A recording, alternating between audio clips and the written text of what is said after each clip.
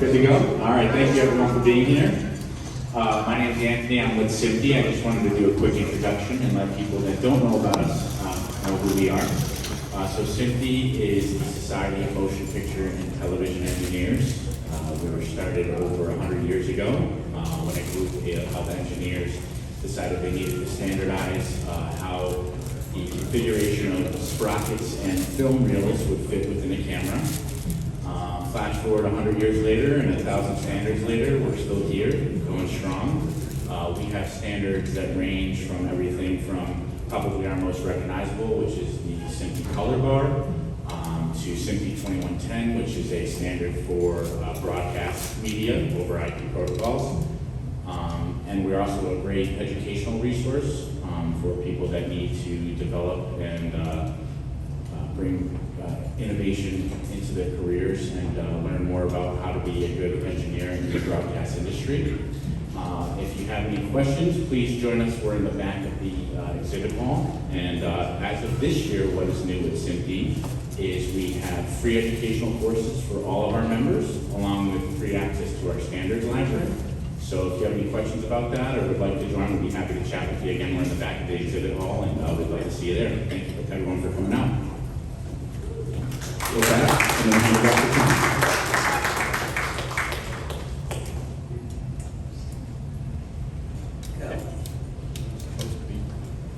Clicker is not working. Squeeze hard. Well, I think we could introduce ourselves while we're waiting for the technology. There we go. Great. You get, oh, we went too far. Now we're all the way. I'm Dr. Rosanna Michelli from New York University. I teach filmmaking and virtual production at Tisch School of the Arts and the Martin Scorsese Virtual Production Center.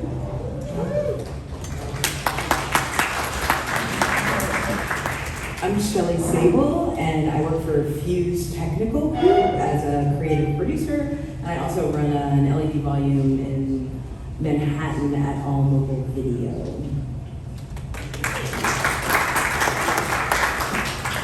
My name is Ben Baker. I work at a company called Mesh. We are virtual production consultants. So what we do a lot of things. We'll scope out projects for virtual production for producers and just create the virtual production package. We may then stay on and produce that. And also we do enterprise level financial analysis on virtual production jobs and that kind of thing.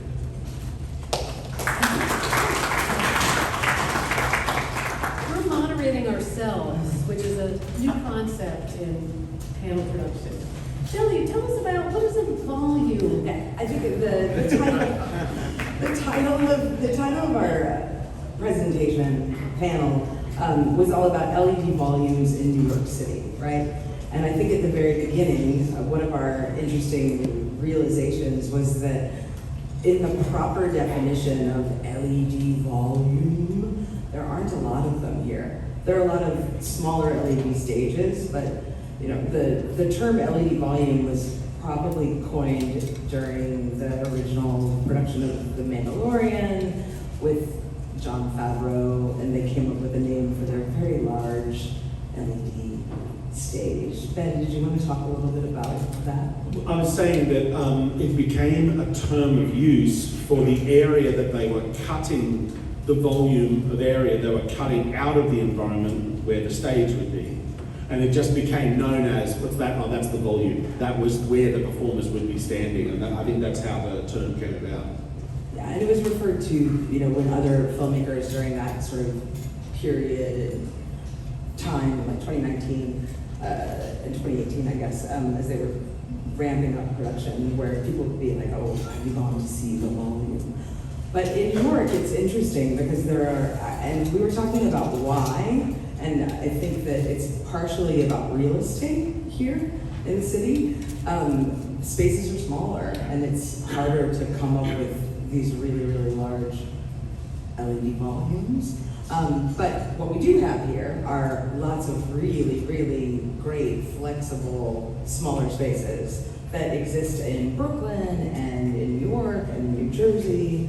We have a little list of them we can share. And we're finding that these more cinematic volumes are actually getting popped up with production. And that's the difference between building these very, very large spaces here in New York. Right, the smaller ones can be more flexible because you can have a big space, rent a warehouse for 6 months, pop up something smaller, and it can be just as useful as maybe renting something somewhere else. But you still need all the technology, the technicians, the know-how to use any volume, whatever size. I mean, there's not really one configuration of LED walls and camera tracking that will apply to all of your projects, right? And so it is like, you know, the moth and the orchid, there's a perfect project and then there's the perfect volume that fits into that, you know. I was scoping a show, they needed a train process volume, and this company had a U shape and was telling me, well, I just parked the train kind of in the U shape like that. And I said, well, how do I shoot away from the wall? They said, French reverse. And I was like, you've completely like lost the point of what we're doing here. So, you know, what I needed was panels on both sides. I think that the commercial realities of running a large mega volume, particularly in New York, one is the property size, two is the expertise to be flexible enough that you can break that down and make yourself a car process volume because you need that, your client needs that, or they need, you know, a lot of television is done on what's called a J-shaped wall, and so you can do a long walk and talk and then pan out at the end. That's a J-shaped wall. That television loves that wall. Big cinema, of course, loves, you know, who doesn't love a 80-foot across, like 28-foot wall? I've had the pleasure of producing a show at the Amazon volume, which that's how big it is, it's enormous. It is like a wonder of the world. But then I've produced films in a smaller volume than what yours will be, which was 30 feet across and 18 deep. And not very tall. Not very tall, 12 foot tall, you know. But that particular project was about two people who work at the top of a telecommunication tower. And so actually that volume was perfect for what we needed, because we had a 4.5-foot platform that we staged and built with scaffolding, which is only 2.5 foot off the ground, so we didn't need any safety equipment really. We had to put some crash mats down, but the money we saved just in the safety alone was worth going into the volume for sure, you know, So how are productions deciding? You know, I mean, you've got all these different possibilities between walls that are rentable, pop-ups that you can take care of, the training and technology you need to run that.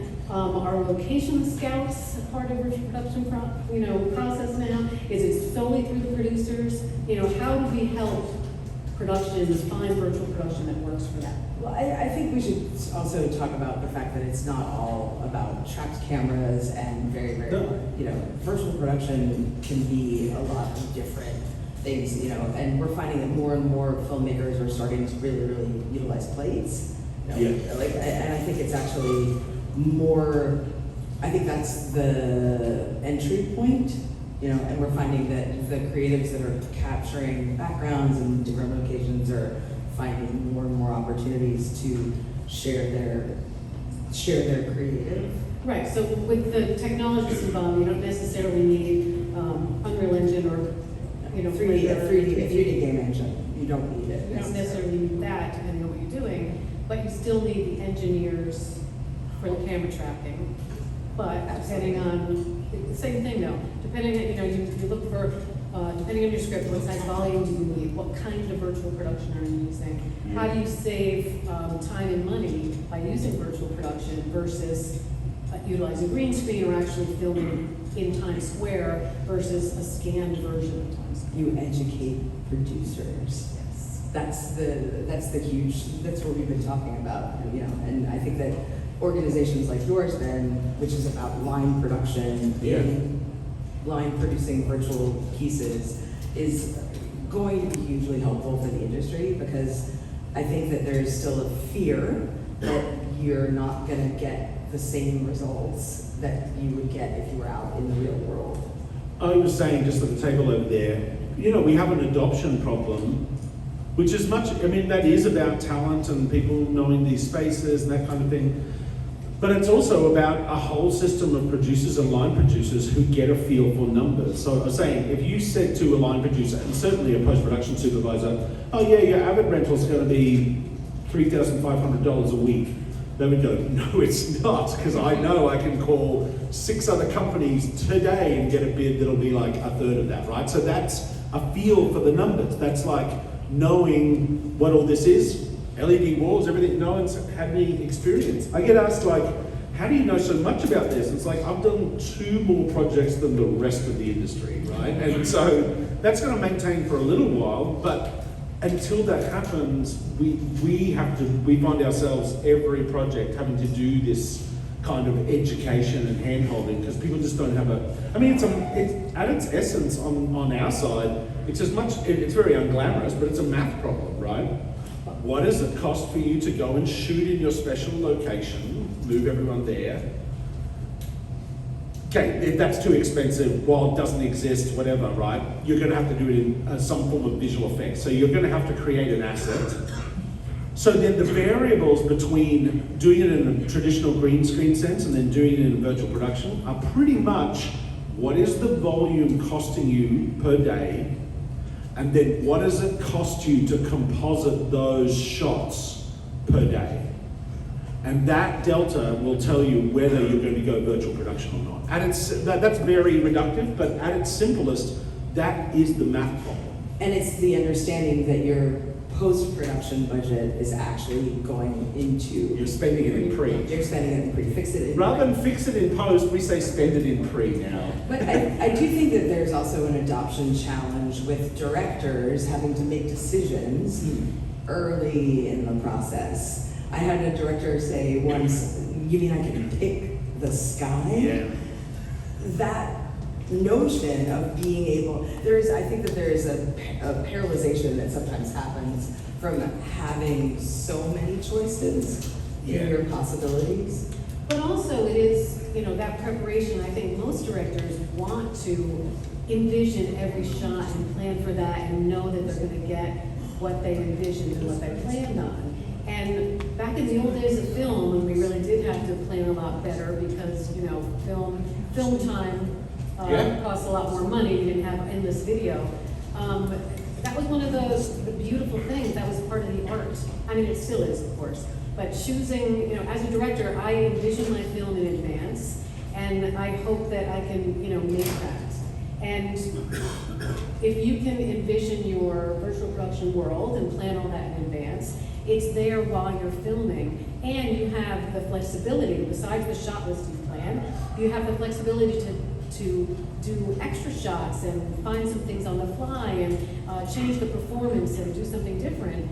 And if you're doing that green screen and all of those extra things that you imagine on set have to be added to the budget later.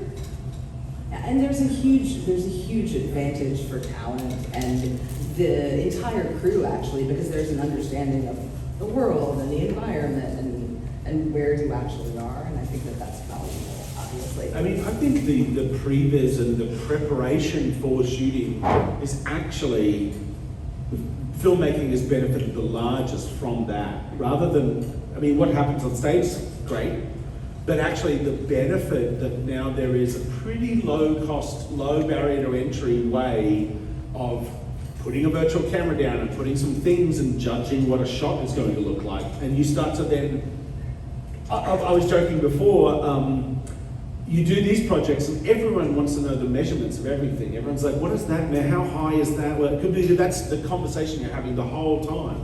And you can get very accurate in camera placement, you can get very specific. And then you just start making lists, all of the production lists of like, what is the production design that we put in this scene? What is the this? That's getting that organized. Because the thing always that saves you money in filmmaking is getting organized. That's it essentially. And what we were talking about before, specifically in New York, I think one of the advantages that we have here is that the stages are smaller, which means that they're actually less expensive. Because the stage is, you're charged because of the amount of LED that is in the volume, right? And if you're doing something that is in a much, much smaller space, I think that it's actually more affordable in a way. here. And you just plan around it. Exactly. You know exactly, if you've just got a 16:9 screen, which I've seen some incredible stuff done on a little 16:9 foot screen. If you have that, you put that in your previous program, probably Unreal, and then you can move your camera to stay within those bounds. You know exactly where it's going to go. I mean, we always say that when we talk to projects, and I think that that's the other important thing when you're looking to determine if you should be shooting virtual production or in a volume, talk to people that have experience with it, because they'll lead you down the right path. We say we like to look at projects with a scalpel and not a sledgehammer, because the understanding of what you need may not be what you think you need. And the key is in the producing and getting organized, like you were saying, Becky, because, so, you plan everything out and you know what your budget is, but if you do that thing on green screen where you're, adding, say you plan on 400 visual effects process shots later, but as a director, you start doing a lot more, and then suddenly you're asking for more in post-production, that wasn't budgeted for, that's when things kind of go awry, right? But if you're on a volume, and the background is there, it's more like being on location and you can be more flexible. But talk about that difference between, cost per shot when it comes to virtual production or. Well, it's very interesting, because by the nature of building an environment, staging that and getting it in camera, you are assigning all those costs to the scene. I'm going to let that sit there for a second. Because then your visual effect you're paying for by the shot, right? You've got to pay for each shot to be composited. So the cost of the visual effect will never drop. It just continues. If you graph it, the first shot is $5,000, and the 10th shot is $5,000, and then the 100th shot. You might get a small discount to level off that curve, 5% discount from your friendly visual effects facility, because of the volume, right? So you shoot a scene in virtual production, the more shots you can get into your edit, the cheaper those shots are. And so what you're actually looking for, everyone thinks of virtual production and thinks like, oh, the Mandalorian and a big Star Wars set. No, what I think of is, have you got 2 pages of 8 people talking in dialogue? Put that into a virtual production, because you're likely to be ending up with like 200 or 300 shots that you've got to composite at the end of that to get your background into. Whereas you get it into your shots for the cost of the scene. In camera. In camera, you get it in your shots. That is the sweet spot. It's not really about science fiction at all. It's a technology that enables you to get really organized and then shoot the hell out of dialogue. Right, so Multiple camera dialogue, that's what it's for. So if you're paying, even if you're paying $30,000 a day, if you can do so many pages because it's a lot of dialogue or it's mainly working with the actors, every shot you take, it's cheaper and cheaper and cheaper. That's right. Yeah. And if you're on a green screen, every shot you take, that's another visual effects day. Well, there's this hilarious thing. Like if you're on a green screen shoot, the aim is to get as few shots as possible to sell the story, so you don't have to composite everything, right? Mm-hmm. But then when you're on an LED volume, your aim is to get as many turnovers as possible, get as many setups done as possible, because the price per setup is dropping every one you get.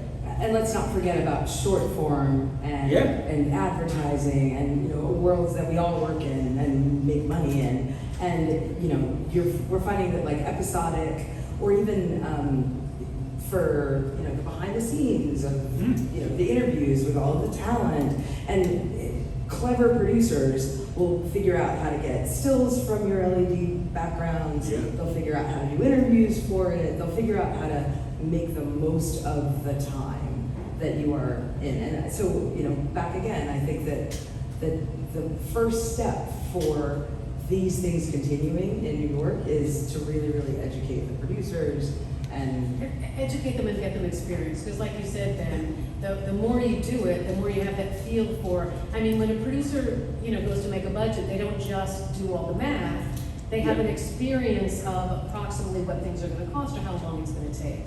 So getting them the experience. You talked about, shooting on film, which is where I certainly came through, scanning film, recording out to film.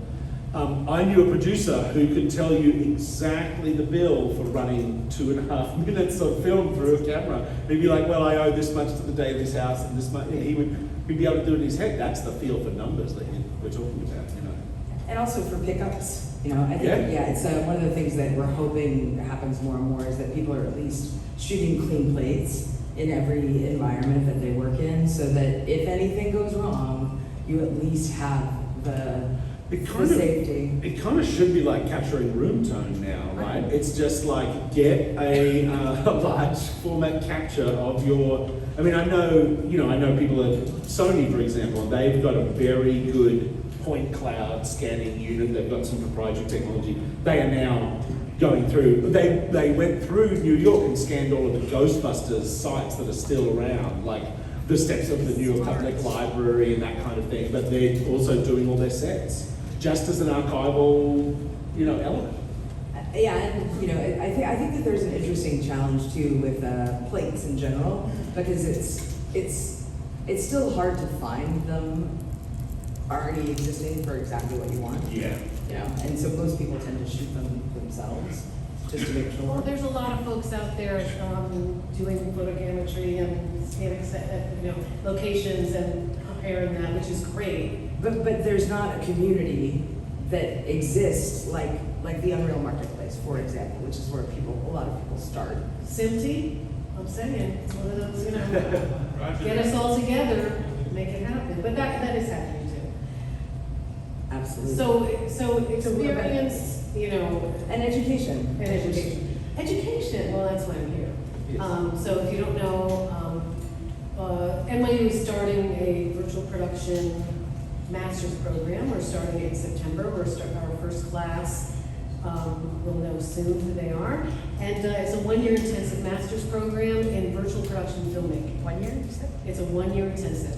So if you know a little Unreal Engine, but you've never made a film before, if you're a filmmaker, but you've never worked in virtual production or 3D assets, we're putting you all together. We're doing the whole film process, the whole film workflow, and that's the experience. And so we're training producers, directors, cinematographers, writers, artists, designers, putting them all together, and we're making projects. So for a year intensive, exercises, thesis projects. So by the time the year is over, you've made, at least a half a dozen, if not a dozen projects that you've worked on. So it is we always say at Tisch, it's learn by doing. It is. You have to, you can write up the theory, you can read all the books, and you can do it once or twice, but it's the repetition, the practice of filmmaking that makes us better filmmakers, right? That's true with writing, filmmaking, virtual production, anything. So, a lot of people ask me, well, how do I get started in it? Maybe I can't afford to take a year off from my job or afford the tuition for a year master's program.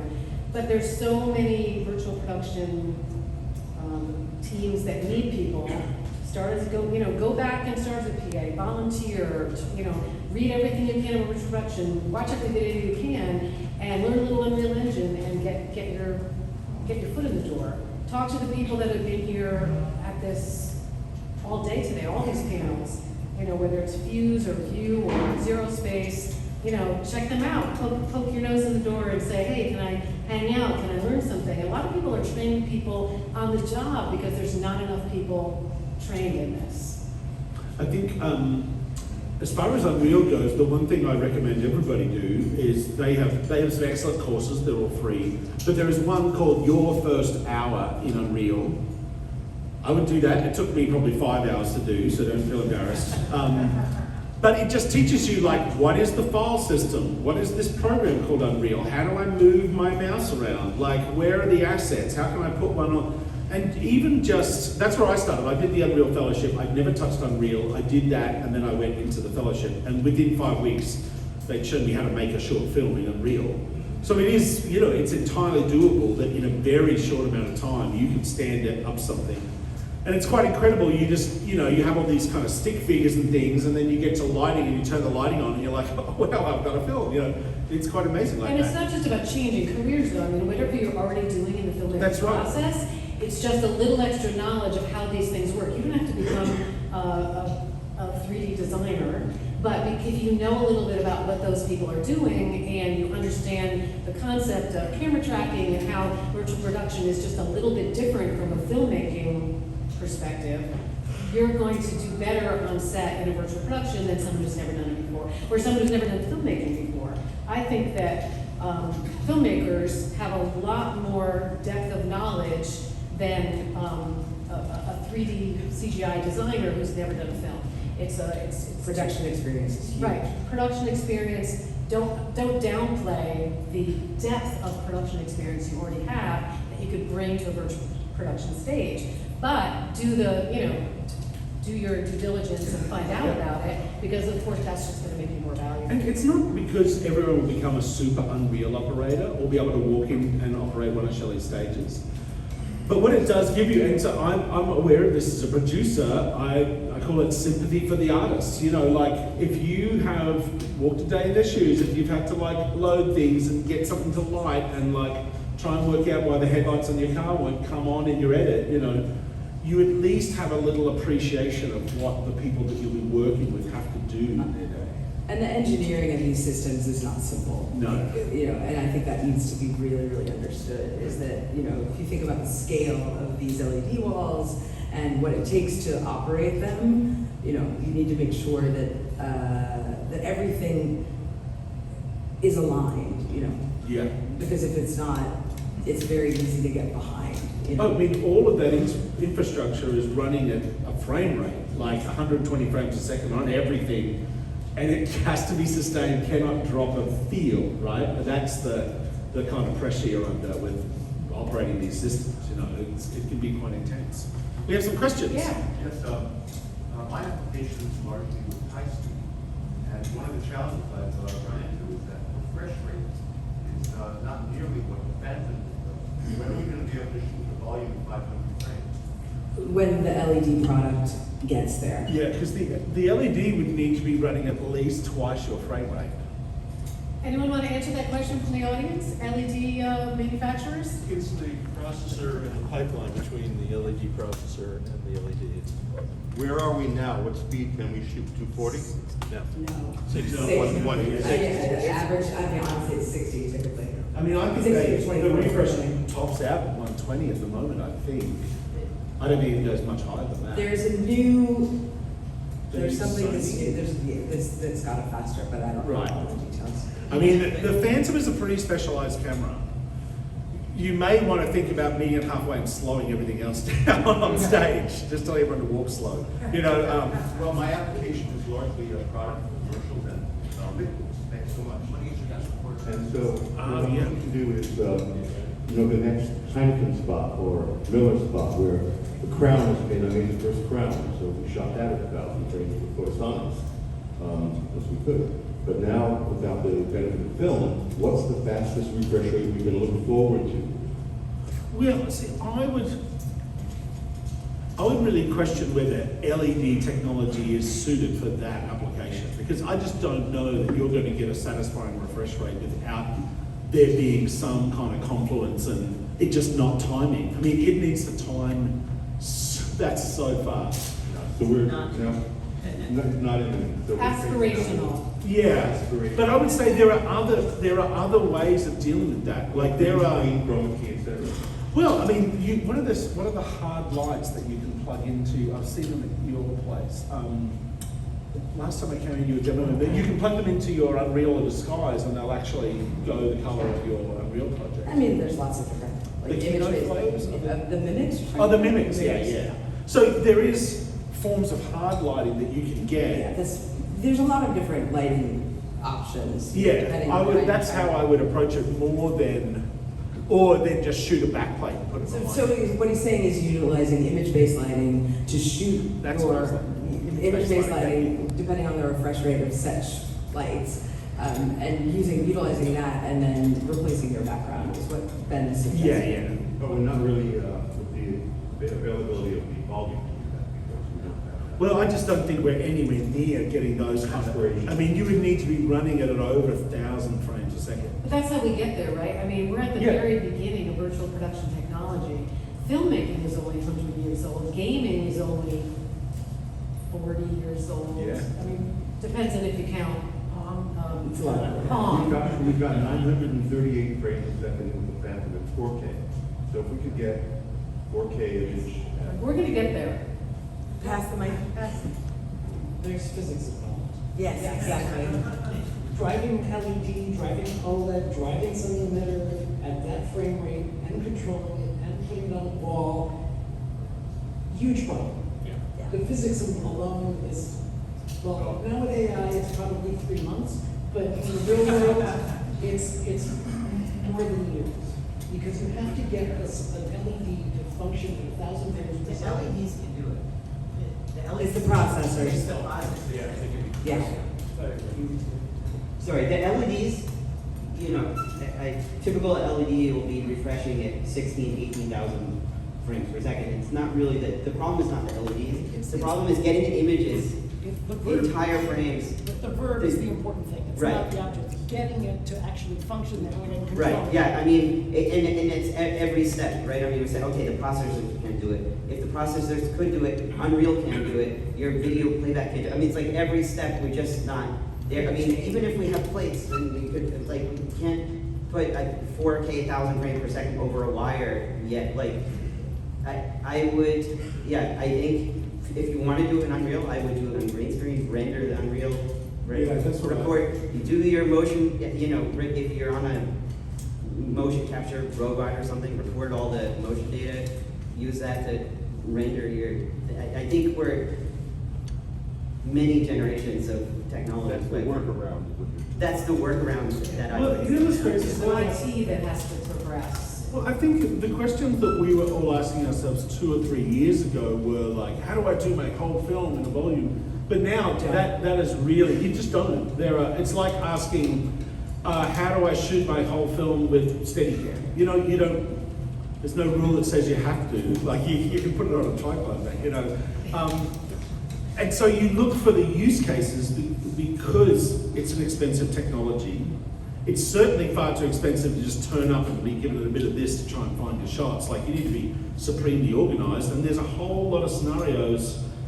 Wire work, for example. No, don't do it. Just put a green screen up. Why would you put a background in only to have to be painting over it anyway? You know, there's a lot of scenarios like that it just doesn't make sense.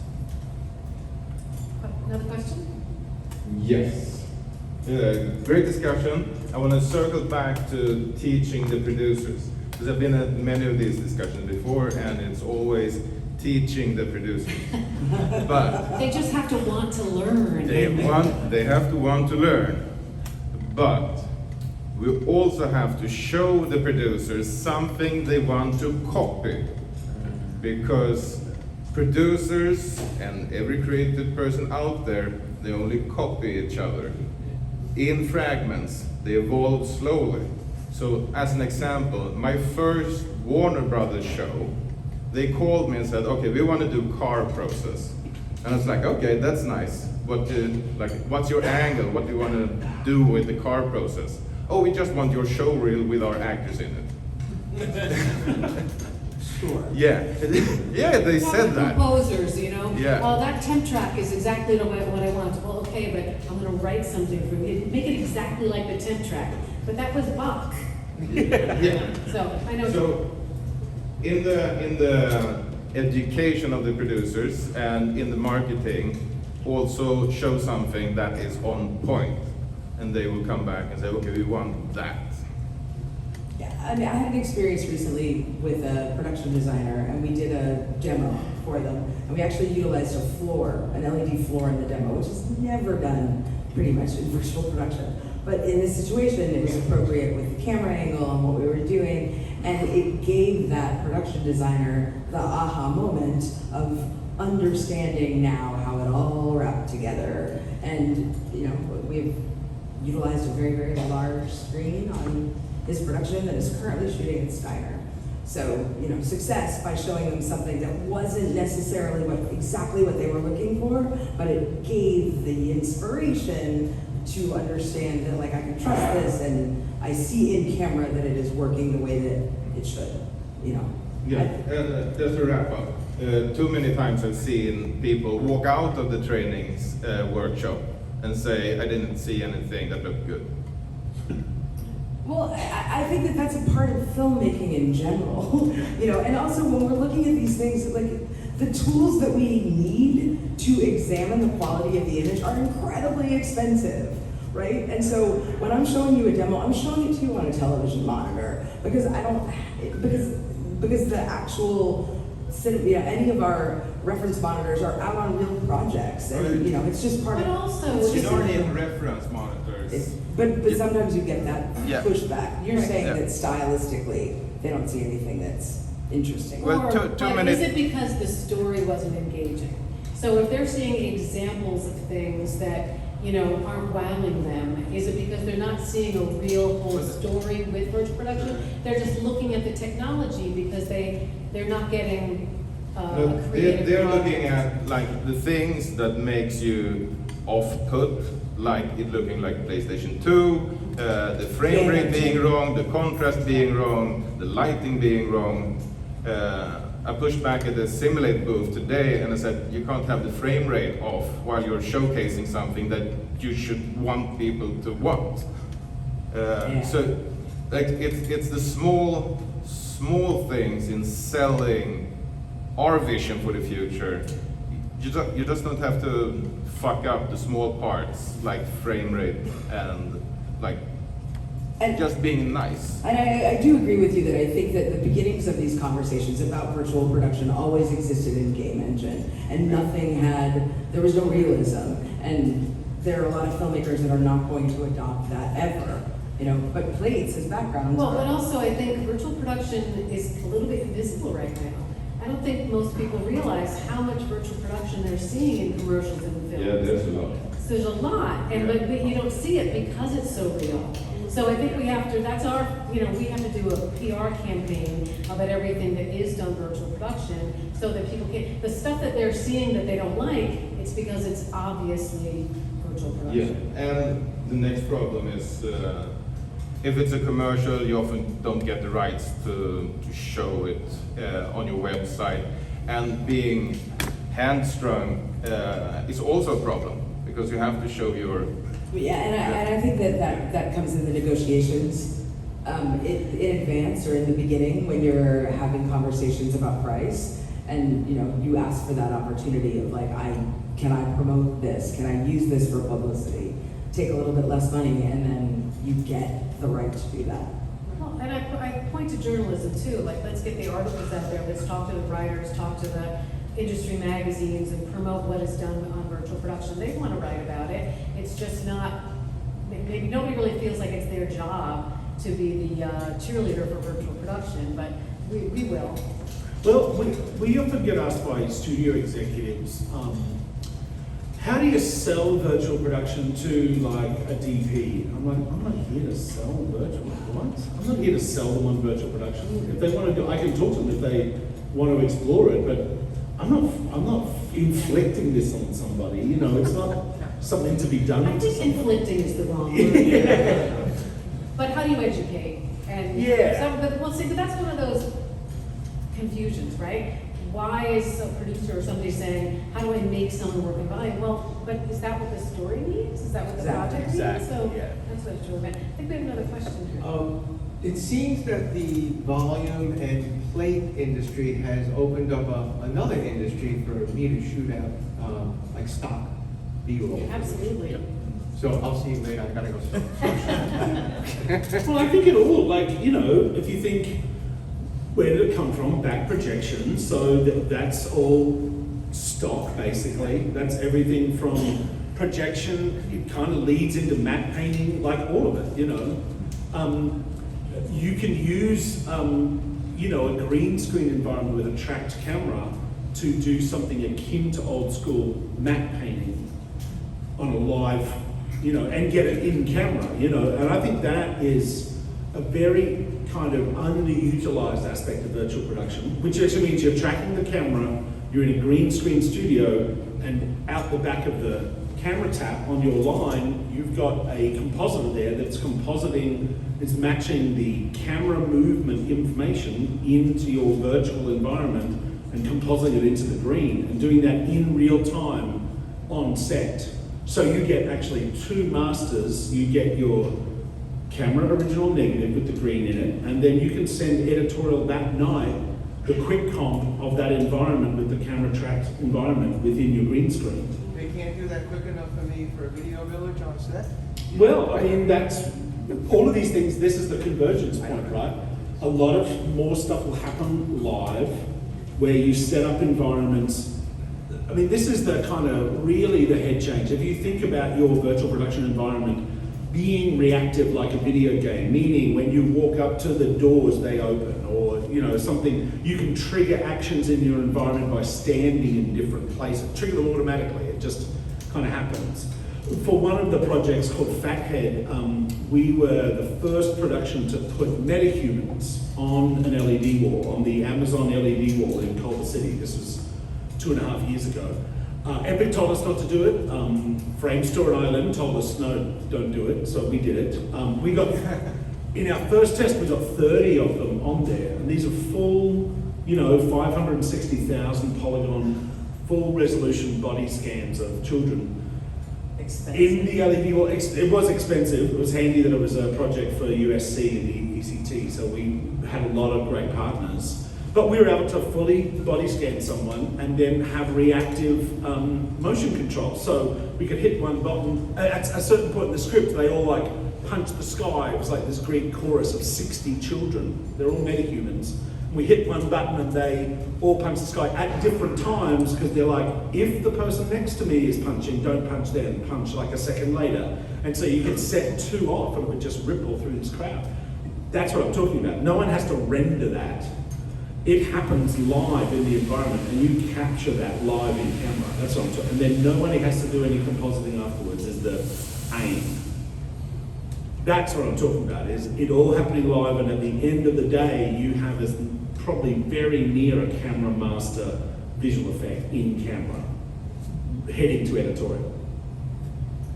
Do we have any other questions or contributions to the conversation? Way back.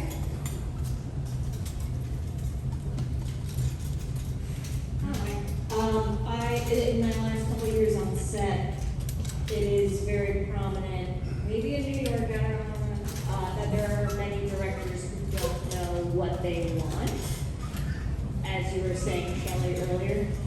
So how does needing to know what they want in pre-production impact a growing trend of directors who can't make any decisions? So do you mean that they know that they can make some of those decisions in post-production, so they're just like avoiding it, or and are these, And they're still working, they're working? Are these narratives or they're commercials? So maybe they're directors new to the process. I know a lot of directors come from, the acting world, the producing world, that, they haven't maybe been trained as visual storytellers, and I think maybe that's the difference. That it takes, you have to make, 5, 10, 20 projects before you really maybe understand how to do that. So so you can help them. What's your position? I was a second.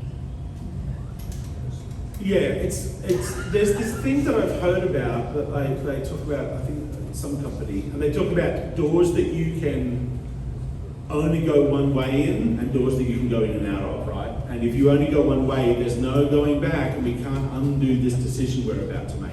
And those are the things that you need to highlight to your talent. And say like, okay, we're gonna make a decision now, we go through this door and it'll cost you lots of money to go back and remake this decision. And proper storyboards and proper that's the planning are, hugely essential, I would assume, to filmmaking. And if they don't have that, that's challenging. Well, so as an AD though, you're in the perfect position to work with that director to help train them.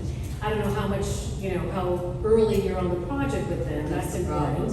But hey, you can get a hell of a lot of work done in a 1 or 2 day, shot list storyboard session with the director to help them figure that out. You just have to have the right talented people in the room. Yeah. to help do that. I think a lot of directors leave it all to the cinematographers and the ADs, and they're just people that work with actors maybe. So it's always a collaboration, and every team is a little bit different. But getting that team together to say, well, this is important, let's plan this stuff in advance, because it doesn't just save us time and money, it actually results in a much better product later if we're all directed toward the same vision. And that's very, very necessary when you're dealing with working on a sound, on a stage. Everybody has to be on the same page. Making these decisions is freedom. It's the thing that's going to get you freed up on set, so that you don't have 100 people coming at you at all times, asking these questions while you're on a very expensive soundstage trying to make your day, right? That's the point of it, is like, it is very irregular for people to start spending visual effects type money in pre-production. That's an uncomfortable thing, because there's something in the back of their heads that's like, hang on, I need to save some money for the back. That takes a little bit of time with people, and you need to kind of spend the time just to reassure them that. And I think some directors feel like, oh, it's not, you're crushing my creativity by making me plan in advance because I want to be able to, figure it out on the fly.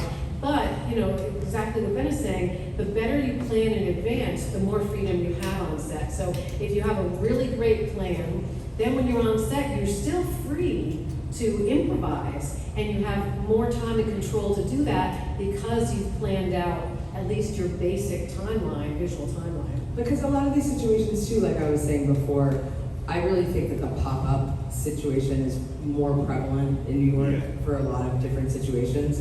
And in what I've seen happen is that you'll have something set up for 1 week or 2 weeks for a particular section of photography that's happening then. And if you're not planning that in advance, Well, it's almost designed into the set in that sense, right? It's not like, how does my set fit into this volume? It's like, where do I need panel to be in this set design? And production designers are suddenly seeing more and more possibilities.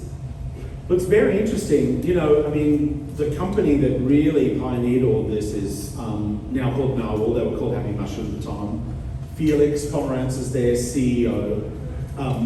Felix Jorge. He was Robert Jones's mailer guy doing sets for like 15 years. He was the production designer on The Mandalorian. He was his guy for 15 years, building sets in Maya on The Wizard of Oz, on all those films that Robert Jones did. And then when they finally came and the fidelity started to hit a point where they're on the wall, there's Felix, like, I'm Robert Jones's guy, I'll build a company. He's a great guy to follow. Yeah, he's a great guy to follow. He's really good. They're doing a lot of kind of stuff at the moment. And what I love about Felix is that he's really, really trying to get opportunities for people that look like him, in the industry, and I think that that's very, very noble and great. Yeah. I'm glad you said that, Shelley, because I want to point out something else about jobs, these kinds of jobs that we're talking about, because there's still so many open jobs. There's still not enough people who are trained, or they don't think they're trained. Like I was saying, you're a filmmaker, you know a lot that you could bring to a film that is happening on a virtual production stage.